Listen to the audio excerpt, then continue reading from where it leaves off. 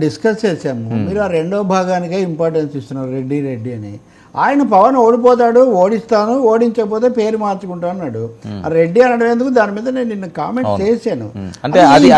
Importance పేరు మార్చుకోవడము, అక్కడ వైరం పెరగడము, అది తీవ్రత, అది ముఖ్యమా? లేకపోతే అసలు ఓడిపోతే నిజంగా ఓడిపోవడము, ఓడిపోకపోవడము అవన్నీ ఓటర్లు నిర్ణయిస్తారు కదా.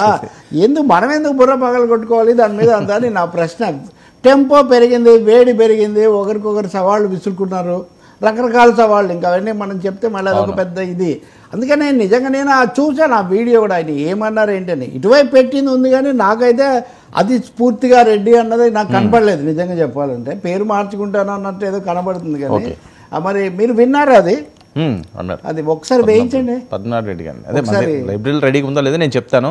ఆ బయట కూడా ఒకసారి తీసుకోండి. నిన్న నేను మీతో మాట్లాడిన తర్వాత, ఎందుకంటే మనం ఇదిగా ఉండాలి కదా అని, ఎక్కడ అది పేరు మార్చుకుంటాను సవాల్ విసిరాడు ఇదంతా కనిపిస్తుంది. కానీ ఒకవేళ అన్నా కానీ ఓకే రెడ్డి అంటాడు, శాస్త్రి అంటాడు, ఇంకొకటి అంటాడు, దాని కులాలు అనవసరం. నేను నా పేరు రవి అనే పెట్టుకున్నాను, పుట్టినప్పుడు చాలా పెట్టాడు. కాబట్టి ఆ విషయంలో నేను పెద్ద చెప్పగలిగింది ఏమీ అదనంగా చెప్పాల్సింది ఏం లేదు. కానీ ఇక్కడ సమస్య వైసీపీకి, జనసేనకు, ఇంకా చెప్పాలంటే పవన్ కళ్యాణ్, ముద్రగడ నా మీద ఇవన్నీ ఆరోపణలు చేశాక నేను కూడా చేస్తానని ఆయన అంటాడు. ఇప్పుడు నిన్న కూడా నేను చెప్పాను, ఎందుకంటే సినిమాల్లో హీరో ఒకరే ఉంటారు, నిజానికి మల్టీ స్టారర్స్ కూడా ఉంటాయి. కానీ రాజకీయాల్లో ఒకసారి మీరు ఇటు వచ్చిన తర్వాత ఒక్కరే మాట్లాడతారు.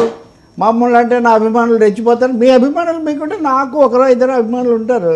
కాబట్టి ఇక్కడ సమస్య ఏమంటే దీన్ని మనం కూడా, అంటే ఎవరైనా వ్యక్తిగతంగా పవన్ కళ్యాణ్, ముద్రగడ పద్మనాభం అనే దానికంటే ఒక రాజకీయమైన జరుగుతున్నదా మనము చూడాల్సినటువంటిది ఒకటి ఉంటుంది. రెండవది వీళ్ళిద్దరికి మధ్యలో కొంత కెమిస్ట్రీ నడిచింది. వస్తాడా, రాడా, పిలిచాడా, లేదా, దానికి ఎప్పుడు నేను మీకు అప్పుడు కూడా చెప్పాను. నిజానికి అది జరుగుతున్నప్పుడు మనకు బొలిశెట్టి శ్రీనివాస్ కూడా అప్పుడు మీరు మాట్లాడారు. దీన్ని కంక్లూడ్ చేయాల్సిన ఒక బాధ్యత అయితే హీరో మీదే ఉంటుంది. అవును, ఇది అది అనుకున్నాము కేటగిరికల్గా దాన్ని అక్కడికి ముగించి ఉంటే ఆ కథ అయిపోయేది.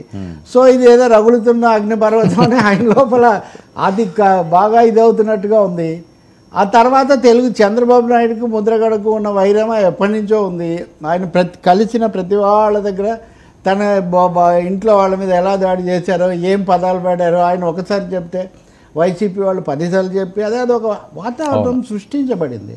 ఇక మనకు ఒకటి తెలుసు, పవన్ కళ్యాణ్ సహజంగా మైక్ ముందుకెళ్ళి మాట్లాడడం మొదలు పెడితే ఎమోషనల్ అయ్యి ఈ అధ్యాయానికి ముందే వారాహి యాత్రలోనే ఆయన ముద్రగడ మీద కొంతమంది కాపు నాయకులు అమ్ముడు పోతున్నారు ఇలా అనటం, దాని మీద ఆయన బహిరంగ లేఖ రాయటం, ద్వారంపూడి చంద్రశేఖర్ రెడ్డి బేస్ అప్పుడు. అవును, అందుకని చాలా గోదావరిలో చాలా నీళ్లు ప్రవహించాయి, ఈ చాలా వైరం నడిచింది. బహుశా ఇవి దానికి క్లైమాక్స్ అని మనం అనుకోవాలి. కానీ ముద్రగడ అంత మాట అన్నాడంటే కొంత కాన్ఫిడెన్స్ బిల్డింగ్ కూడా కావచ్చు. అంటే మీరు మీకు వచ్చిన సందేహం ఇతరులకు కూడా వస్తుంది కదా, మరి ఇంత మాట ఎందుకు అన్నాడు, ఊరికనే అన్నాడా, దీనికి కారణం ఉంటుంది అని. రెండవది అది ఇతర వాళ్ళలో ఖర్చు పెంచుతుంది. ఈరోజు మనం పవన్ కళ్యాణ్ మాట్లాడిన చూస్తే ఆయన ఎక్కడ దీనికి జవాబు చెప్పాలని ఆయన అనుకోవకపోవడం కూడా మనం గమనించవచ్చు. He is just ignoring. అంటే ఇక్కడ ఒక మాట అయితే చెప్తాను వర్మ, పవన్ కళ్యాణ్ రంగంలోకి వచ్చి హరిరామ జోగయ్య, ముద్రగడ ఈ ఒక లైన్లో తీసుకోవడానికి కొంత ప్లాన్ నడిచింది, రోడ్ మ్యాప్. కానీ ఆ రోడ్ మ్యాప్ ఎందుకో మధ్యలో ఆగిపోయింది అనేక కారణాలు. మళ్ళీ ఆయన అడ్డుపోయాడు, ఈయన ఇటు వచ్చాడు, సోషల్ ఇంజనీరింగ్, ఆ తర్వాత జనసేన, బీజేపీ రావడంలో లోపాలు, వీటన్నిటి వల్ల పవన్ కళ్యాణ్ ఒరిజినల్ ప్లాన్ ఇంకా అమలు జరుగుతుందా ఇప్పుడు అనేది నాకైతే సందేహమే. ఓకే, నాగబాబు మినహాయిస్తే వర్మన్ గురించి ఇక్కడే మొన్న ఇంతకుముందు మీరు అప్పుడు లేరు చర్చ చేసినప్పుడు మాకు సమాచారం ఉంది క్రెడిబుల్గా, ఆయన మారే అవకాశం ఉంది, ఇట్లాంటివి. అది నిజం కదని వీళ్ళు అంటారు. సో ఏం జరుగుతుందో వీ హ్యావ్ టు వెయిట్. నేను నిన్న రాత్రి మీకు మాట వాస్తవంగా నిన్న రాత్రి నేను ఒక సభకి వెళ్ళాను. భీమవరం పార్లమెంటరీ నియోజకవర్గంలో గతసారి 2019లో పోటీ చేసిన ఒక వామపక్ష నాయకుడు నాకు కలిశాడు నిన్న రాత్రి. చాలా మంచివాడు కూడా, ఎప్పటి నుంచో ఆయన చెప్తున్నాడు గోదావరి జిల్లాలో ఏదైనా జరగవచ్చండి అని. Anything is possible. ఈ విషయం కూడా అడిగాను మా చర్చలో, ఇది వచ్చింది వర్మ మారతాడు అంటున్నారు, దాన్ని కాదంటే మళ్ళీ మేము సరికాదని దానికి సవరణ ఇది కూడా చెప్పాము. ఇప్పటికైతే నిజం కాలేదు ఇదని. కానీ ఎనీథింగ్ మే హ్యాపెన్ అండి. వేరు వేరు శక్తులు, రకరకాల శక్తులు పనిచేస్తున్నాయి. రకరకాల ప్రభావాలు పనిచేస్తున్నాయి. పైకి జనసేన గురించి ఎక్కువ చర్చ జరుగుతుంది, కానీ తెలుగుదేశంలో మాత్రం కూడా చాలా ఏం తక్కువ లేదు. ఓకే, బీజేపీ ఏమో అసలు దాగుడు మూతలు ఆడుతూ ఉంది. బీజేపీ ఎవరు గెలవాలని కోరుకుంటుంది అనే దాని మీద కూడా రకరకాల సందేహాలు ఉన్నాయని. సో ఈ టెంపో వీళ్ళిద్దరికి కాదు, అసలు గోదావరి మంచి టెంపో మీద ఉంది. కుత ఉడుకుతున్నటువంటి రాష్ట్రంలోకెల్లా స్వింగ్ ఫ్యాక్టర్ ఎక్కువగా ఉండేది ఆ జిల్లాల్లో అనేది ఒక అభిప్రాయం. So swing factor is going to be crucial in Godavari. Swing factor అంటే ఊపు అటు ఇటు తేవడానికి ఎవరికి తోచిన ఇంకా పెద్ద పెద్ద మాటలు కూడా మనం వినాల్సి రావచ్చు ఈ వారంలో. ఓకే, అందువల్ల ఇట్స్ పార్ట్ ఆఫ్ దట్. ఇంకా నెక్స్ట్ ఏంటో చూడాలి. నేను నిన్న మీతో ఒక మాట అయితే అన్నాను, దీని మీద మరి ఆయన మళ్ళీ వివరణ సవరణ ఏమైనా చేసుకుంటాడేమో. అవును, నేనేదో మామూలు క్యాజువల్గా అన్నానని చెప్తాడేమో, చూద్దామని. వదిలేద్దాం, తోకలను వదిలేసి ఈ విషయం మీద పడదాం. సార్ మరొకటి, మేనిఫెస్టోకి దూరంగా ఉన్న బీజేపీ, ఇది పెద్ద ఎత్తున వైరల్ అవుతున్న అంశం. ఆయన పుస్తకం తీసుకుంటుంటే సిద్ధార్థ్ సింగ్ గారు అది కూడా వద్దన్నారు, ఆ బుక్లెట్ ఏదో ఇస్తుంటే. ఏంటి, ఎందుకు వీళ్ళు ఇందులో ఇన్వాల్వ్ అవ్వట్లేదు? ముగ్గురు పార్టీలు, పొత్తు పార్టీలు కలిసి వెళ్తామని చెప్పి ఒక మెసేజ్ ఇచ్చినప్పుడు వాళ్ళిద్దరికి సంబంధించిన మేనిఫెస్టో మేము వెనకాతలు వస్తాము, మేము అది తీసుకోకపోయినా, మేము అందులో ఇన్వాల్వ్ అవ్వకపోయినా వాళ్ళతో పాటు మేము ఉన్నట్టేనే చెప్పడంలో ఉన్న ఆంతర్యం ఏంటి? సరే, ఇది రాజకీయ నిజాయితీకి నిబద్ధతకు సంబంధించిన సమస్య. నిజాయితీ ఎందుకంటే 3 పార్టీలు కలిసి ఒక పొత్తు పెట్టుకున్నాయి. అందులో స్థానాలు తక్కువ చేసిన బీజేపీ పెద్ద పార్టీ దేశాన్ని పాలిస్తూ ఉంది. Under the dynamic leadership of Narendra Modi NDA ఏర్పడిందని చెప్పారు. ఎన్డీఏతో మీరు పొత్తు ఎందుకు పెట్టుకున్నారంటే రాష్ట్ర ప్రయోజనాల కోసం. ఇందాక కూడా చెప్తాడు పవన్ కళ్యాణ్, నా కోసం కాదు, ఇంకోటి కోసం కాదు, రాష్ట్ర ప్రయోజనాల కోసం అన్నారు. రాష్ట్ర ప్రయోజనాలు కేంద్రంతో ఉంటే బాగుంటాయని చిరంజీవి కూడా సీఎం రమేష్కు, తర్వాత చింతమని ఆయన ఇంకో రమేష్, ఆ రమేష్కు మద్దతు ప్రకటించినప్పుడు ఈ రమేష్కు సీఎం రమేష్కు కేంద్రంతో మంచి సంబంధాలు ఉన్నాయి కాబట్టి రాష్ట్ర ప్రయోజనాలు కాపాడవచ్చు అని చెప్పారు. ఓకే, గతంలో చంద్రబాబు కేంద్రంలోనే ఉన్నాడు, ఏం జరిగిందనేది పక్కన పెడితే. సో ఇప్పుడు అలా అన్నప్పుడు కేంద్రం ఎక్కడ కట్టుబాటు, కేంద్రం నిబద్ధత ఏముంది? అసలు ఆ మొత్తంలో ఇది ఇస్తాము అది ఇస్తాము ఇట్లాంటివి తప్ప రాష్ట్ర ప్రయోజనాలకు సంబంధించిన అంశాలు ఏమున్నాయి? రాష్ట్ర ప్రయోజనాలు అంటే ప్రత్యేక హోదా ఇత్యాదులు. నేను ఇంకో విచిత్రం జరిగింది, మీరు తప్పకుండా పవన్ కళ్యాణ్ సందర్భంలో చెప్పుకోవాలి. ఈరోజు నేను తెలుగు పత్రికలో మళ్ళీ అటు ఇటు ఉండే అవకాశం ఉంది. చాలా హిందూ పత్రికలో నేను చదివింది చెప్తున్నాను.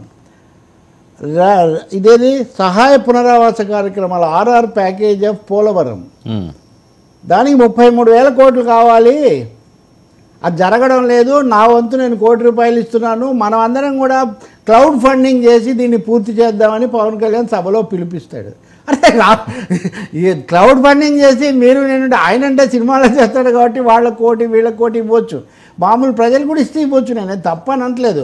కానీ అసలు కేంద్రం బాధ్యత విభజన చట్టంలో ఉంది, దానికోసం పోరాడదాము, దానికోసం ఒత్తిడి తెద్దాం. పైగా మీరు ఇంక అంతెందుకు, నేను ఆయనతో మాట్లాడాను, నేను మాట్లాడాను, అది నేను చూసుకుంటాను, ఎన్ని హామీలు భూత పదంలాగా వాడుతున్నాడు, అది నేను చూసుకుంటాను. మరి పోలవరం మీరు చూసుకోకుండా నేను ఇస్తాను మీరు ఇవ్వండి అని ప్రజలను అడగడానికి ఏమి ఎక్స్ప్లెనేషన్ ఉందండి? నిజంగా చెప్పండి. ఇదో క్లిష్టమైన, అంటే ఇది ఎన్డీఏకి సంబంధించి కాబట్టి మీరు అది పెట్టిన తర్వాత అందులో పోలవరం పునరావాసం అది కాకుండా మీరు వచ్చి క్రౌడ్ ఫండింగ్ చేయమంటున్నారంటే మీ కేంద్రం మీద పెద్ద నమ్మకం లేదు, కేంద్రం చేస్తుందని. ప్రత్యేక హోదా అది తీసేస్తుంది పూర్తిగా. ఇక వెనకబడిన ప్రాంతాలు నిధులు ఏ అంశం ఉంది కేంద్రం నుంచి మీరు సాధించే ఏ అంశము మీరు ఈ ప్రణాళికలో పెట్టారు? నేను ఒకటే ప్రశ్న ఇస్తున్నా. It is a very straight question. In fact as a Telugu man, ఒక తెలుగు మనిషిగా మీరు కేంద్రం నుంచి రాష్ట్ర ప్రయోజనాల కోసం పొత్తు పెట్టుకున్నామన్నప్పుడు ఒకటేమో అసలు వాళ్ళు గైర్హాజరయ్యారు. మీరు ఎవరి మీద ఆశతో పొత్తు పెట్టుకున్నారో వాళ్ళు మీ ప్రణాళికను ఓన్ చేసుకోలేదు, దే డిజోన్డ్ ఇట్. సిద్ధార్థ సింగ్ వేదిక మీద ఉండి కూడా మీరు అన్నట్టు అది అస్పృశ్యం అన్నట్టు చేశాడు, స్పృశించను దాన్ని. నిజంగా ఎప్పుడన్నా చూసావా? ఎక్కడన్నా అసలు మన ఇద్దరం కలిసి ఏదో వెళ్దాం అనుకున్నాక అక్కడికి వెళ్ళాక ఆయన అక్కడ నేను ఇక్కడే, కానీ పక్క పక్కన కూడా కూర్చోమంటే దానికి అసలు ఏమన్నా మన స్నేహానికి మనం వెళ్ళిన దానికి ఏమైనా క్రెడిబిలిటీ ఉంటుందా? ఇదే కనుక ఇంకో వైపు జరిగి ఉంటే ఇటువైపున ఉండే ఎన్ని విమర్శలు ఇది చాలా సాధారణమైనట్టు. అంటే కట్టుబడలేదు. నేను ఆరోపిస్తున్నాను, బీజేపీ కేంద్రం వీళ్ళు ఇచ్చిన హామీలకు బీజేపీ పూచీ లేదు, రాష్ట్ర ప్రయోజనాలకు సంబంధించి ఎటువంటి హామీ లభించటం లేదు. పురంధేశ్వరి గారు ఏం చెప్పారు? రాష్ట్ర బీజేపీ అధ్యక్షుడు హామీ లేదు వేదిక మీద. రాష్ట్ర ఇప్పుడు అన్ని సభలకు మోదీ రాకపోయినా కవర్ చేసిన పురంధేశ్వరి చాలా కీలకమైన, లేదా ఇదే కదా కొలబద్దు ఒక మేనిఫెస్టో అంటే అదే కదా, మేనిఫెస్టేషన్ నుంచి మేనిఫెస్టో అంటే మనకు కనపడే విషయం. అటువంటి అప్పుడు పురంధేశ్వరి ఎందుకు లేరు, ఉన్నవాళ్ళు ఎందుకు స్పృశించలేదు, ఆ ప్రణాళికలో రాష్ట్ర ప్రయోజనాలకు సంబంధించిన అంశాలు ఎందుకు లేవు, సంక్షేమ పథకాలు ఇప్పుడు జగన్తో కూడా అదే కదా గొడవ. మీరు ఏమన్నారు? లేకపోతే ఇంకొక విమర్శ ఏముంది? అందరం ఏమన్నాము, మీరు సంక్షేమ పథకాలే చెప్తున్నారు, రాష్ట్ర సమగ్రాభివృద్ధికి కావాల్సిన ఆలోచన దాంట్లో లేదు, మీరు చేయలేదు అని జగన్ మీద విమర్శ, జగన్ ప్రభుత్వం మీద. నేను ఉదయం కూడా చూస్తున్నాను, యనమల రామకృష్ణుడు మాట్లాడుతున్నాడు చాలా రోజుల తర్వాత. ఆయన ఏమంటున్నాడు అంటే 89,000 కోట్లు మీరు సంక్షేమ పథకాలకు డైరెక్ట్ బెనిఫిట్ ట్రాన్స్ఫర్ చేస్తున్నారు ఏట, అంటే 70,000-80,000 కోట్లు 5 ఏళ్ల మీద ఇప్పుడు ఆయన చెప్పే లెక్క. కానీ మిగిలిన డబ్బు అంతా ఏమవుతుంది, వేస్ట్ ఎక్స్పెండిచర్ చేస్తున్నారు. ఇది రామకృష్ణుడు చేస్తున్న ఆరోపణ. కానీ 80,000 అయితే మీరు డీబీటీ చేస్తున్నారని యనమల కూడా ఒప్పుకుంటున్నాడు. కానీ మీరు 80,000 కాదు 150,000 కోట్లు చేస్తామని మీరు అంటున్నారు. ఓకే, అవే కదా దాంట్లో ఉన్నాయి. ఏంటి జగన్ ఇప్పుడు చెప్తున్న మోడల్, జగన్ మోడల్కు చంద్రబాబు ప్రణాళిక మోడల్కు తేడా ఏంటి? ఇందులో మౌలికంగా రాష్ట్ర ప్రయోజనాలకు సంబంధించిన అంశాలు ఏమున్నాయి? ఏదైనా ఒక కన్ఫ్యూజన్ ఉంది కదండి. ఇంకా చిత్ర విచిత్రాలు చెప్తాను మీకు. నేను వస్తూ ఇందాకే వాళ్ళ ప్రణాళిక కొంచెం వాళ్ళకి ఇష్టమైన పత్రికలో నేను చూశాను. ఏమేమి ఇచ్చారు ఇదంతా. అమరావతి పునర్నిర్మాణం చేస్తా ఉన్నారండి. జోక్ కదా ఇది? అవును, జోకా కదా? అసలు నిర్మాణం చేయని మహానుభావ అని జగన్ మీద గొడవ కూడా పునర్నిర్మాణం అంటే ఇప్పుడు చంద్రబాబు క్లెయిమ్ ఏంటి, నేను అమరావతి కట్టాను అని చెప్తున్నాడు. కట్టి ఉంటే జగన్ బాబు హాయిగా కూర్చొని పాలించుకునేవాడు. తనకెందుకు వచ్చిన, ఎవరు కట్టిన నీకు పెద్ద ఇది కట్టి లగ్జరీ ప్లాట్ కట్టి రమ్మంటే నువ్వు ఎందుకు రావు? ఇంకొకటి ఇప్పుడు ఏమంటున్నారు, అమరావతి కళల రాజధాని 20 ఏళ్లలో దేశంలో మొదటిది, 50 ఏళ్లలో ప్రపంచంలో మొదటిది అన్నారు. ఇవన్నీ ఉన్నాయి వాళ్ళ గత ప్రణాళికల్లో. ఇప్పుడు ఆ మాటలేవే. నేను చెప్పింది అదే కదా, ప్లాన్ ఏ కుదరకపోతే ప్లాన్ బి ప్రకారం కట్టనని. భ్రమలు లేకుండా వాస్తవికంగా ఎంత కడితే అంత మంచిది. సో అమరావతి కాదు భ్రమరావతి అన్నానని ఇప్పుడు చంద్రబాబు కూడా ఒప్పుకుంటున్నాడు ఒక విధంగా. నాలాంటి వాళ్ళు అప్పుడు చేసిన విమర్శను ఇంక ఇలాంటివి ఇంకా 3-4 ఉన్నాయి. కానీ నా ప్రశ్న అంతా ఒకటే, మీతో బీజేపీ లేదు కాబట్టి ఎన్డీఏ హామీలకు మోదీ కట్టుబడ్డారని చెప్పడానికి లేదు. రేపు మోదీ ఒక సభకో 2 సభలకో వస్తారు. వచ్చినప్పుడు ఆయన మౌఖికంగా చెప్పొచ్చు, నేను అన్నిటికీ కట్టుబడి ఉంటే ఎందుకు రాలేదు సార్, కనీసం వేదిక మీద ఉన్నాయని చెప్పకుండా కిందకెళ్ళి మీడియాతో. ఇది చాలా విచిత్రం అండి. ఇది తెలుగు ప్రజలు ఒప్పుకోకూడదు. అసలు పదే పవన్ కళ్యాణ్ గారు బీజేపీ ఉండాలన్న ఆయన ఈ అంశంలో బీజేపీ లేకపోవడం ఆయనకి తెలిసే ఉంటుందా, లేకపోతే ఆల్ ఆఫ్ సడన్ గా అక్కడ జరిగిన కార్యక్రమం? బీజేపీని సభకే రప్పించలేదు, ఇంకా రాష్ట్రానికి ప్రయోజనాలు ఏం రప్పిస్తారండి? నేను అడుగుతున్నాను with all due regard and affection for Pawan Kalyan. మీరు సభకు రప్పించలేదు, ఆయన చేత ప్రణాళిక పట్టించలేదు. మళ్ళీ ఆయన కిందకు వచ్చి మీడియాకి చెప్తాడు, ఎవరు సిద్ధార్థం మేము కూడా కట్టుబడి ఉన్నామని. వేదిక మీద ఎందుకంటే కూర్చోవడం? నేను ఇప్పుడు మీరు అడిగిన దానికి ఏదైనా నేను ఆన్ స్క్రీన్ కమిట్ అయి నేను మాట్లాడాలి. కానీ నేను ఇక్కడి నుంచి మీరు బయటికి వెళ్ళి అక్కడ సోఫాలో కూర్చున్నప్పుడు చెప్తానంటే క్రెడిబిలిటీ ఏముంటుందండి? కాబట్టి ఈ దాగుడు మూతలు దగాగోరే అవుతాయి చివరకు ఎవరు చేసినా. నేను వీళ్ళనే అనడం లేదు. దాగుడు మూతలకు అవకాశాల పారదర్శకత ఇక్కడ మీరు ఉదాహరణకు బీజేపీ నాయకులు ఎవరు కలిసినా మేము ప్రత్యేక హోదా ఇవ్వము అని చంద్రబాబుకు ముందే చెప్పాము, ఆయన అనవసరంగా దాని మీద చేశాడు, అది ముగిసిన అధ్యాయం అని వాళ్ళు చెప్తారు. అది చెప్పండి, పారదర్శకంగా పోయిందే ఉంది.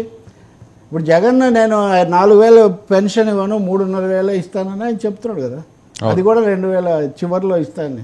కాబట్టి ఇప్పటికీ 10 ఏళ్ల పాటు విభజిత ఆంధ్రప్రదేశ్ అనేక విధాలు వంచబడింది, అనేక మంది చేత వంచబడింది. నేనేదో ఒకరిని కూడా అంటలేదు. ఈ పెద్ద పార్ట్ కేంద్రం ఉంది. ఇప్పుడు మీరు వాళ్ళతో కలిసి వాళ్ళు ఇక్కడ ఉన్నట్టా లేనట్టా నాకు ఇదే ప్రశ్న, మీరు చెప్పండి నాకు. అదే అందులోనే కన్ఫ్యూజన్ అదే కదా, అసలు ఏం జరుగుతుంది? కన్ఫ్యూజన్ కాదు, నిన్న మనం చర్చించినప్పటికీ ఆ వేదిక ఖాళీగా వెయిట్ చేస్తుంది. 2 గంటల పాటు వెయిట్ 2 గంటలు వెయిట్ చేసింది ఆ వేదిక. ఏం సమాధానాలు వద్దు ప్రజలకు, మనం చాలా ప్రశ్నలు వేస్తుంటాం. కాబట్టి నేను ఎందుకు చెప్తున్నానంటే పాచిపోయిన లడ్డు అనే సునో అరుణ్ జైట్లీజీ అనే కాకినాడ నుంచి పవన్ కళ్యాణ్ మాట్లాడినప్పుడు అందరూ ఆయనకు జేజేలు పలికారు. డెఫినెట్గా ధైర్యంగా నిలబడ్డాడు. ఇప్పుడు అంత అనుభవం లేదు, ఇప్పుడు ఇంకా గట్టిగా ఉండాలి కదా.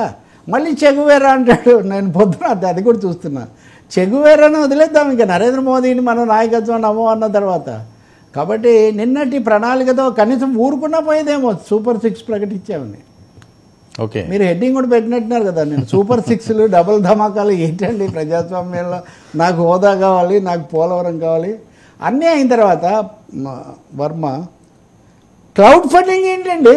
అవును, పోలవరం పూర్తి చేయిస్తాను నేను చెప్పానని కాకుండా క్లౌడ్ ఫండింగ్, ఇదిగో నా 100 కోట్ల రూపాయలు సార్, మీరు సూపర్ స్టార్, మీకు 100 కోట్లు వస్తాయి, మీరు పెద్దానికి మీరు ఇస్తారు, మేము ఎక్కడ ఇస్తాం సార్, ఫీజు కట్టలేక చచ్చిపోతున్నాం, ఛార్జీలు పెరిగితే భరించలేక అద్దె ఎక్కడ, 1వ తారీఖు వస్తుందంటే గుండె పగిలే ప్రజలు. ఇప్పుడు జగన్ అని ఆయనకి ఈ మాత్రం కలిసి వచ్చిన అంశం ఏంటి? ఏదో మా ఖాతాలో 3,000 కోట్లు 3,000 పడతాయి అని ఒక ఇది కదా. కాబట్టి పాయింట్ గుర్తించకుండా ఆవేశ పడిపోతే ఏం ఉపయోగం లేదండి. ఆవేశం వల్ల, ఆరాటం వల్ల ఆంధ్రప్రదేశ్ శాంతించదు, అంతవరకు చెప్పగలను. చేసేది ఏమిటో చేసేది సూటిగా అన్నట్టుగా, చిన్నదో పెద్దదో బెనిఫిట్ టు ది స్టేట్ జరగాలి.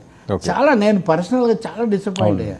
ముక్కుబడిగా కూడా అందులో ఒక పథకం గురించి, అంటే రాష్ట్రానికి సంబంధించి రాష్ట్ర ప్రయోజనాలు ప్రణాళికలో పొందుపరచలేని ఒక రాజకీయ పొందిక ఎలా ప్రజలను ఒప్పిస్తుంది నాకు సందేహం వాస్తవంగా. మిగతా పథకాలు అంటారు, ఓకే మీకు శక్తి ఉంటే ఇవ్వగలిగిన ఇవ్వండి. వీళ్ళకి జగన్ కావాల్సినంత ప్రచారం చేసి పెడుతున్నాడు. ఇదిగో ఈ ప్రణాళిక 2014 ఒక్కొక్కటి, అంటే అవి జరగలేదని చెప్పడానికి ఆయన ఎందుకైతే ఉంది, మన పేరు తలుచుకోవడం ముఖ్యం. ఒక ముఖ్యమంత్రి అవతలి పార్టీ ప్రణాళికను పట్టుకొని ప్రతి సభలో చెప్పడం ఇదివరకు ఎప్పుడు జరిగి ఉండదు. మరి ఆయనకి సలహా ఎవరు ఇచ్చారో దానివల్ల ఒరిగేది ఏంటో నాకు తెలియదు, కానీ అనవసరమైన వ్యవహారం. ఆంధ్రప్రదేశ్లోని వింతలో విడ్డూరాలు ఇంకా ఎన్ని చూడాల్సి వస్తుంది. అంటే ఎజెండా లెస్గా ఉంది ఆంధ్రప్రదేశ్ ఇప్పుడు. అది ఇప్పుడు మేము ఇస్తామంటే మేము ఇంకా మోర్ ఆఫ్ ది సేమ్ అని తప్ప, డిఫరెంట్ పాత్స్, డిఫరెంట్ ఆల్టర్నేటివ్స్, ఒక ఎజెండా, కన్స్ట్రక్టివ్ ఎజెండా పెద్దగా లేదు. మీరు చర్చకు తీసుకోలేదు. కానీ కీలకమైనది ల్యాండ్ టైటిలింగ్ యాక్ట్ గురించి ఆంధ్రప్రదేశ్లో చాలా దుమారం జరిగింది. మోదీ గారు చాలా తెలివైనవాడు. ఆయన జాతీయ స్థాయిలో కూడా మీ భూములన్నీ తీసుకుపోయి ముస్లింలకు ఇస్తారు అని ఒక ఇది పెంచారు ఫస్ట్. అదే అట్లా ఉంది. ఇప్పుడు ఆంధ్రప్రదేశ్లో ఈ ల్యాండ్ టైటిలింగ్ యాక్ట్, భూ హక్కు చట్టం, భూ యాజమాన్య చట్టం, ఇది చాలా ప్రమాదకరం అని వీళ్ళు చాలా తీవ్ర ప్రచారం చేస్తున్నారు. వాళ్ళేమో అదంతా మోసమని వైసీపీ వాళ్ళు అంటున్నారు. నిజానికి ల్యాండ్ టైటిలింగ్ యాక్ట్ కూడా కేంద్రం సలహాల ప్రకారం రూపొందించింది. దాన్ని ఆగమేఘాల మీద రాష్ట్రపతి ఆమోదించారు కూడా. ఇప్పుడు బీజేపీ కేంద్రంలో ఉండి చాలా చట్టాలకు రాష్ట్రపతి ఆమోదం లేక కోర్టులకు కూడా పోయారు. కేసీఆర్ వెళ్ళాడు, పినరాయి విజయన్ వెళ్ళాడు.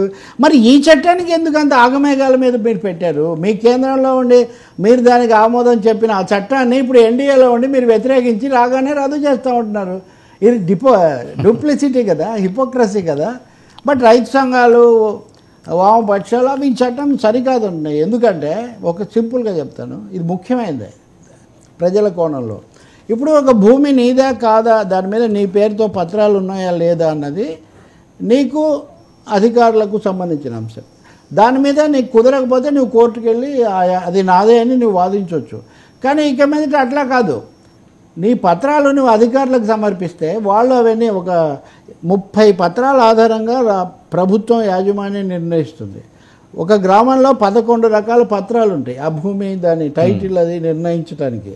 వీళ్ళు అధికారులు అవన్నీ మాకు ఇవ్వండి, మేము నిర్ణయిస్తాం. 3గురితో ఒక కమిటీ వేశారు. ఒక 26 ల్యాండ్ ఇట్లాంటివి ఏర్పాటు చేశారు. వీళ్ళు నిర్ణయిస్తారంట.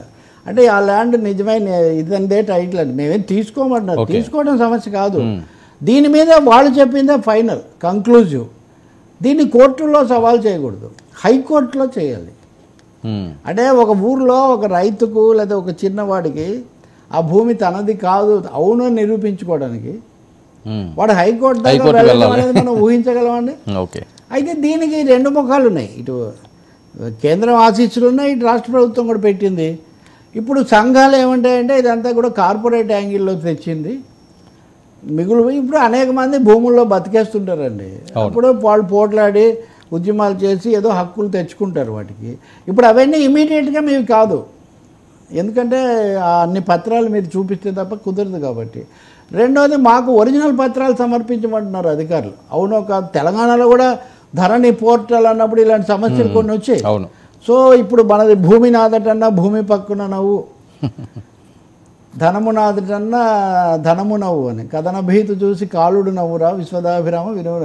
అంటే భూమి నాదే అంటే భూమి పక్కన నవ్వేటటువంటి ఒక పరిస్థితి ఇప్పుడు ఈ చట్టంతో వస్తుంది. మరి ఇట్లాంటివి ఏం మాట్లాడు, వీళ్ళు రద్దు చేస్తామంటున్నారు. మరి బీజేపీ ఆమోదించింది కదా కేంద్రంలో, కేంద్రం దానికి ఆమోదించింది, తెలియకుండా వేశారా? చాలా తీవ్ర సమస్యలు ఉన్నాయి. అసలు ఈ అంశాలు ఎక్కడ చర్చ, భూమి గురించి చర్చ ఎక్కడ ఉంది అసలు? సవాళ్ళు ప్రతి సవాళ్ళు పేరు మేనిఫెస్టోలు రెడ్డి అని ఎలా పెట్టుకుంటారని మీరు అడుగుతారు. ఇదే సరిపోయింది ఎక్కడికెక్కడికో. ఈరోజు మళ్ళీ చిరంజీవి అభిమానులకు విజ్ఞప్తి అంట. చిరంజీవి అభిమానులు పలానా సినిమా చూడండి అడిగితే బాగానే ఉంది, కానీ అధిక ఎన్నికల్లో అది సినిమా విషయం అది ఏమన్నా. ఇంకా పోసాని కృష్ణమూర్తి లాంటి వాళ్ళు అచ్చంగా ఇదే ఆయన మాట్లాడుతుంటే మోదీ గారు చాలా గొప్ప, మోదీ గారు చాలా గొప్ప అని పొగడానికి కృష్ణమూర్తి అవస్థపడుతున్నాడు. ఈరోజు అదృష్టవశాత్తు వేరే భాష దూషణలు అవి తక్కువగా ఉన్నాయి, కానీ చంద్రబాబు మోదీని దుర్వినియోగం చేస్తున్నాడని ఈయనేదో చెప్పడానికి వీళ్ళకి ఎందుకండి, వాళ్ళ తండ్రులు వాళ్ళు పడతారు, వాళ్ళు తెలియక చేస్తున్నారు వాళ్ళు. అందుకని ఏదో తికమక పెట్టేస్తున్నారు. రైట్ సార్, ఏంటి గ్లాసు గుర్తుకు ఊరట అని చెప్పి న్యూస్ నిన్న మనం చర్చించుకున్నాం. ఇది ఏదో 24 గంటలు టైం ఇచ్చినట్టున్నారు.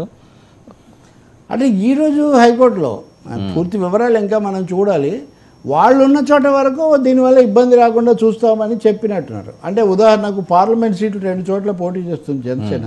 ఆ పార్లమెంట్ సీటు పరిధిలో ఏ అసెంబ్లీలో కూడా ఈ గుర్తు ఇతరులకు కేటాయించము అని ఓకే వాళ్ళ సీట్ల వరకు గ్యారంటీ ఇస్తున్నారు.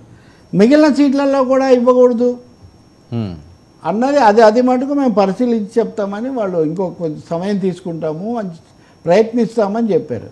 అందుకనే నేను చూస్తే ఉదయాన్నే ఇప్పుడు యాజ్ యూజువల్ హైకోర్టు తీర్పు జగన్కు షాక్ అని కొన్ని హెడ్డింగ్ చూసే వస్తూ మళ్ళీ నేను సోషల్ మీడియా కాదు సార్, పెద్ద మీడియానే. అది అయిన తర్వాత మళ్ళీ నేను చూస్తే వాళ్ళ పత్రికలోనే కొంత ఊరట అనుంది. సో మనం పెద్ద వివరాలు కొంత ఊరట అంటే వాళ్ళ సీట్ల వరకు వాళ్ళకి ఊరట ఇచ్చినట్టున్నారు, మిగిలినవి మేము పరిశీలిస్తాము ఎక్కడికక్కడ అని చెప్పారట. చూడాలి మరి పెద్ద ఇంకా షాకులు బ్రేకులు ఉన్నట్లేవు సార్. ఇంక అందరూ అయిపోయారు. వంగవీటి రాధా గారు ఎక్కడున్నారు ఏంటి ఆయనకి సీట్ ఇవ్వలేదు అన్నదానికి ఆయన మళ్ళీ బరిలోకి దింపినట్టున్నారు ఆ సామాజిక వర్గం నుంచి తీసుకురావడానికి. ఆయన డైరెక్ట్గా జగన్మోహన్ రెడ్డి గారికి పిఠాపురం పులివెందుల అని సవాల్ కూడా విసురుతున్నారు. ఒకసారి బయట వింటారా ప్లీజ్? బటన్ నొక్కి అని చెప్పి అంటున్నాడే, ఎంత నొక్కేసావా కూడా ఒకసారి చెప్తే బాగుంటుందని చెప్పని కోరుతా ఉన్నారు ప్రజలందరూ. జగన్ రెడ్డి చెప్పే ధైర్యం ఉందా? సంక్షేమం అందజేస్తున్నావా? సంక్షేమం పేరిట పేద ప్రజల కడుపు కొడుతూ దోచేసుకుంటూ ఉన్నాడు ఈ జగన్ రెడ్డి. సింహం బయలుదేరిందని చెప్పంట. సింహం పుల్లు ఉండాల్సింది అడవుల్లో. ప్రజలకు కావాల్సింది ఒక సమర్థవంతమైన నాయకత్వం కావాలి. ఆ నాయకత్వం అనుభవం కలిగిన ఒక నాయకుడు చంద్రబాబు నాయుడు గారు ఈ రాష్ట్రానికి ఒక దిక్సూచి కింద భవిష్యత్తులో నుంచుంటానని చెప్పని మనందరికీ ఒక ఆశ. ఇవాళ జనసేన గురించి ఇన్ని సీట్లే తీసుకున్నారు, తగ్గించి తీసుకున్నారని చెప్పని మాట్లాడుతూ ఉన్నారు. వాళ్ళందరికీ ఒకటే సవాల్, పులివెందుల పిఠాపురం అని చెప్పని కూడా చెప్తా ఉన్నాం. ఒక అనుభవం, తెలుగుదేశం కార్యకర్తలు జన సైనికులు కలిసి పోరాడితే తప్పకుండా ఇది కూటమి విజయం కాదు, ప్రజా విజయం కింద సాధిస్తారని చెప్పని కూడా. రైట్. ఏంటి సార్ పులివెందుల పిఠాపురానికి లింక్ పెట్టారు? ఇప్పుడు ఆయన బహుశా పిఠాపురం అయితే పిఠాపురంలో పవన్ కళ్యాణ్కి ఆయన మద్దతు తెలిపొచ్చు. వంగవీటి రాధాకు క్లారిటీ వచ్చింది. నేను ఆయన మొదటిసారిగా అయ్యన్న పాత్ర నియోజకవర్గంలో మాట్లాడినప్పుడు చూశాను. ఆ తర్వాత ఇక్కడికి వచ్చారు. మంచిదే, ఈ జిల్లాల్లో రాధా ప్రచారానికి అప్పీల్కు కొంచెం ప్రాధాన్యత ఉంటుంది కాబట్టి. అలాగే చంద్రబాబుతో పక్కన నిలబడి చంద్రబాబును ప్రత్యక్షంగా ప్రశంసించటము, ఆయన దిక్సూచిలాగా ఉండడం చెప్పడము.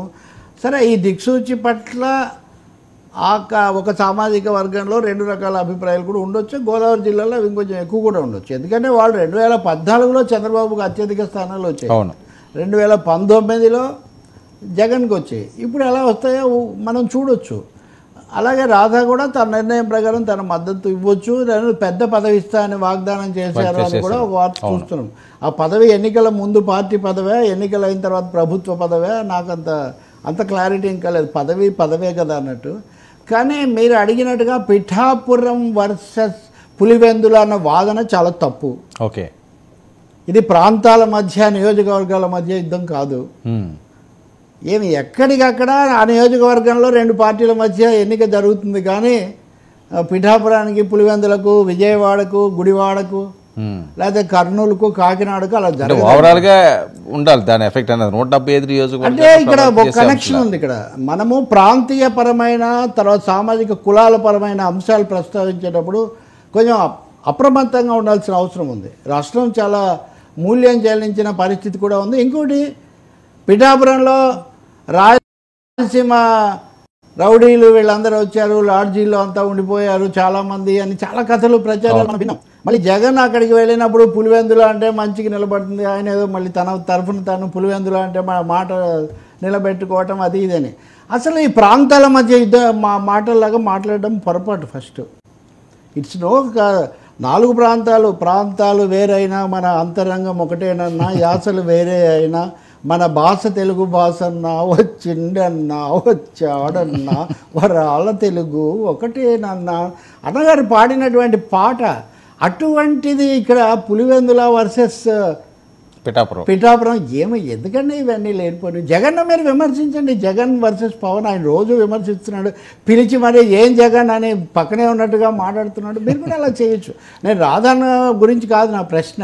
అసలు ఇదేదో ప్రాంతాల మధ్యలాగా ఇప్పుడు అంచనాలు ఉన్నాయి. రాయలసీమలో వాళ్ళకి ఎక్కువ వస్తాయి, గోదావరి జిల్లాలో వీళ్ళకి ఎక్కువ వస్తాయి, ఉత్తరాంధ్రలో ఈక్వల్ అవుతాయి, కృష్ణా గుంటూరులో కొంచెం భీషణ పోరాటం జరుగుతుంది. ఇట్లా రకరకాలు ఇవన్నీ ఆ ప్రాంతాల్లో రాజకీయ పార్టీల బలాబలాల మధ్య తప్ప ఆ నియోజకవర్గాల మధ్య కానీ ఆ జిల్లాల మధ్య కానీ యుద్ధాలు కాదు. చంద్రబాబు నాయుడు గారు ముఖ్యమంత్రిగా ఉంటే అక్కడ కుప్పంకో లేదా చిత్తూరు జిల్లాకో పెద్దగా, కుప్పంకే అంతగా ఎన్నిసార్లు వచ్చాడని ఒక చర్చ. అలాగే జగన్మోహన్ రెడ్డి ఉంటే మొత్తం పులివెందులంతా ఏదో స్వర్గసీమగా మారిపోతుందని కొన్ని చేసాము, అది చేసామని చెప్పొచ్చు. కాబట్టి ఈ భాషకు అసలు ఎందుకు వచ్చిందో. ఇంకోటి ఏమో రాధ నుంచి ప్రజలు ఎక్స్పెక్ట్ చేసేది మోర్ సోషల్ యాంగిల్ ఆయనకున్న ఏదైనా ఉంటే. మరి ఇది ఎందుకు వచ్చిందో ఏం జరుగుతుందో నాకు తెలియదు, కానీ పెరగకూడదని మటుకు నేను కోరుకుంటున్నాను. మన వంగా గీత కూడా ఇటువంటి విషయాలు మీరు కూడా వెళ్ళి కలిసి వచ్చారు కదా. ఈ టెన్షన్స్ మనం ప్రాంతాల వారీగా ఇప్పటికే ప్రాంతాల వారీగా ఉద్యమాలు జరిగి విడిపోయి 2 రాష్ట్రాలైన చోట రాజధాని ఇక్కడ ఉండాలా అక్కడ ఉండాలా అనే రకరకాల అది కొన్ని వివాదాలు నడుస్తున్నటువంటి చోట ఈ అంశాలు ఇట్ ఈస్ నాట్, అదొక్కటి మటుకు నిజం కాదు. పిఠాపురానికి పులివెందులకు పోటీ జరిగే ఛాన్సే లేదు. ఎందుకంటే నేను పిఠాపురం అంటే పవన్ కళ్యాణ్ మాత్రమేనని, పులివెందులు అంటే జగన్మోహన్ రెడ్డి మాత్రమేనని నేను ఒప్పుకోవడానికి సిద్ధంగా లేను. పిఠాపురంలో ఎంతోమంది పుట్టారండి. అవును, ఆ పక్కనే ఉండేవాడు అవంత్ సోమసుందరు, ఒక వీరుడు మరణిస్తే ప్రభవింతురు 1000 మంది, ఒక నెత్తుటి బొట్టులోనే ప్రళయాగ్నులు ప్రజ్వరిల్లని ఇప్పటికీ తెలుగు భాషలో నానుడి. ఒక వీరుడు మరణిస్తే ప్రభవింతురు 1000 మందిని. అక్కడే ఉంటాడు పాపం. ఉమర్ అలీషా అభివృద్ధి సంస్థ ఉంటుంది. ఎన్ని ఉంటాయండి. అక్కడికి వెళ్ళి పిఠాపురం అంటే జనసేన పవన్ కళ్యాణ్, పులివెందులు అంటే ఆయన, వీళ్ళ మధ్య. మరి అంతా ఆయన ఆలోచించడం లేదో నాకు తెలియదు, కానీ but let why not send regional signals. It's not correct. Sir, వీళ్ళు ప్రభావం ఈసారి ఈ ఎన్నికల మీద ఉంటుందంటారా? ఓ పక్క ఆయన ముద్రగడ కావని, లేకపోతే వంగవేటి రాధా గారు కానీ ఉంటుందనే కదా వర్మ వాళ్ళని తీసిపోతున్నారు. వాళ్ళ వార్తలకు డిఫరెంట్ మీడియాలో ఇంత ప్రాధాన్యత ఇస్తున్నారు. ఆ రిజర్వేషన్ల సమస్య లాంటివి తీసుకొస్తున్నారు. మేం కట్టుబడి ఉన్నామంటే మేం కట్టుబడి ఉన్నామని అది తీసుకురావాలి. మ్యాక్సిమం ఇది ఆ ప్రయోగశాల గోదావరి జిల్లాలో అని ఒక నిర్ణయానికి వచ్చారు రాజకీయ పార్టీలు. మరి ఎందుకో అది గోదావరి వేదంలా ప్రవహించే గోదావరి అని చాలా చూసింది కదా. అక్కడ రాజరాజ నరేంద్ర ఆది కవిత నన్నయ్య రాసేనిచ్చట, శ్రీనాథ నివాసము పెద్ద ముచ్చట అని అప్పటి నుంచి ఇప్పటి వరకు మళ్ళీ ఆధునిక విభజిత ఆంధ్రప్రదేశ్లో 10 ఏళ్ల తర్వాత జరుగుతున్న కీలకమైన ఎన్నికల్లో గోదావరి జిల్లాలో ఏం జరుగుతుంది అనేది ఇట్ ఈస్ వెరీ ఇంట్రెస్టింగ్. దానికి రాధ ఉండటం అన్నది కూడా సోషల్ యాంగిల్ యాడ్ అవుతుందని ఆయన తీసుకుపోయినట్టున్నారు. కానీ ఇక్కడ విశేషం అంటే పవన్ కళ్యాణ్కు ఇవన్నీ మద్దతు కావాల్సి వస్తున్నాయి, అది కూడా గుర్తించవచ్చు మనం. అవును. ఆయనేమో ఇప్పటికే వర్మ మీదే ఆధారపడి ఉన్నాను, పూర్తిగా వర్మే నన్ను గెలిపించాలి, పవన్ కళ్యాణ్ గ్లామరు, పవన్ కళ్యాణ్ ఇది నన్ను గెలిపిస్తాయని చంద్రబాబు నాయుడు వెంటబడి ఆయనతో పెట్టుకుంటే, ఆయనేమో ఈయన చెప్పి పోటీ నుంచి తప్పించిన వర్మ మీద ఎక్కువగా నేను ఆధారపడి ఉన్నానని ఇప్పుడు రాధా కూడా వెళ్ళి సపోర్ట్ చేస్తున్నాడు. ఒకందుకు మనం సంతోషించాలి. మీరు ఒక 2 నెలల కిందట మన చర్చలు చూస్తే ఆయన డైరెక్షన్ ఎట్టుంటుంది, ఏ పార్టీ రకరకాల ఉండేది, దాన్ని ముగించి ఒక రాజకీయ వైఖరి తీసుకున్నాడు. That is well and good. Chiranjeevi గారు కూడా 5వ తారీఖున ప్రచారానికి వెళ్తున్నారట. సాధ్యం అంటారు అది? ఎందుకంటే ఆయన పూర్తిగా రాజకీయాలు దూరంగా ఉన్నారు, కానీ 5th స్కెడ్యూల్ ఉన్నదట ఆయన పిఠాపురంలో. ఓకే, ఇప్పుడు రకరకాల కార్యక్రమాలు ఉంటాయి కదా. యువర్ టెల్లింగ్, ఆశీర్వదించదలుచుకుంటే అడ్డంకులు ఏముంటాయండి పెద్దగా. తమ్ముడు కోసం మళ్ళీ అనురాగం అని అది పెద్ద.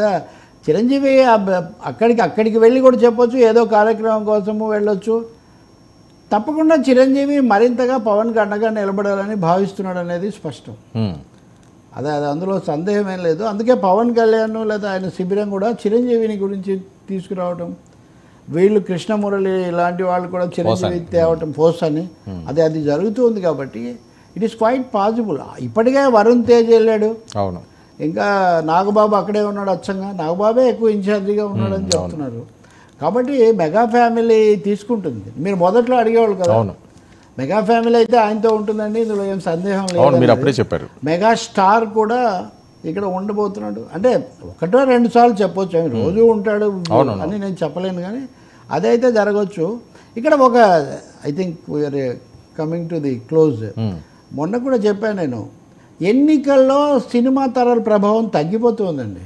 ఓకే, తెలంగాణలో కూడా మీరు చూస్తే బాబు మోహన్ దగ్గర నుంచి విజయశాంతి ఎక్కడ మీకు కనిపించట్లేదు, బాలకృష్ణ హిందూపురానికి పరిమితం అయిపోవడం తప్ప ఆయన ఎక్కడ బావగారు ఎక్కడ తిప్పి ఉపయోగిస్తున్నటువంటి లేదు. అక్కడ ఒక కోట శ్రీనివాసరావు అని, ఇంకో చోట ఇంకొక ఆయన అని. గతంలో తారలు చాలామంది ఉండేవాళ్ళు.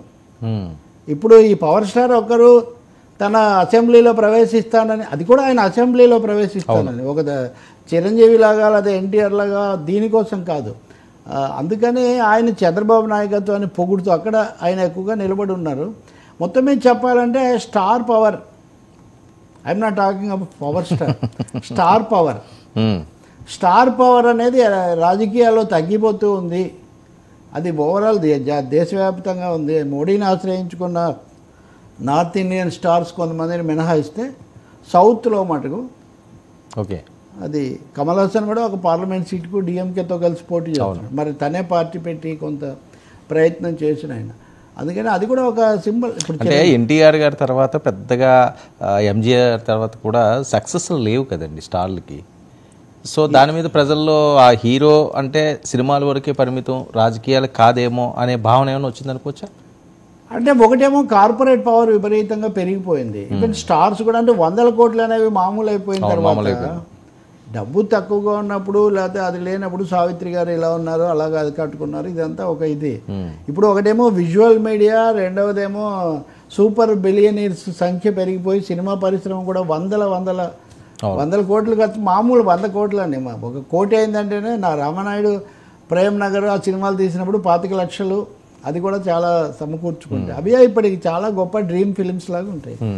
సో ఈ క్రమంలో స్టార్ యొక్క పాత్ర ఒక మార్కెటింగ్ వాల్యూ ఉన్నంతగా సోషల్ వాల్యూ కొంచెం తగ్గుతూ వస్తున్న ఒక పరిస్థితి. వాళ్ళే ఒక సోషల్ కాజ్ కోసం నిలబడితే డిఫరెంట్గా ఉంటుంది. ఓకే, అది తగ్గిపోతుంది. I think Pawan Kalyan maybe the last of his kind ఈ దశలో. ఒక నటుడుగా, హీరోగా ప్రభావితం. ఆయన కూడా కేవలం తన మీదే ఆధారపడట్లేదు, హరిరామ జోగయ్య మీద ఆధారపడుతున్నారు, చంద్రబాబు నాయుడు మీద, అన్నింటి మించి మోదీ మహారాజు మీద కూడా ఆధారపడుతున్నారు.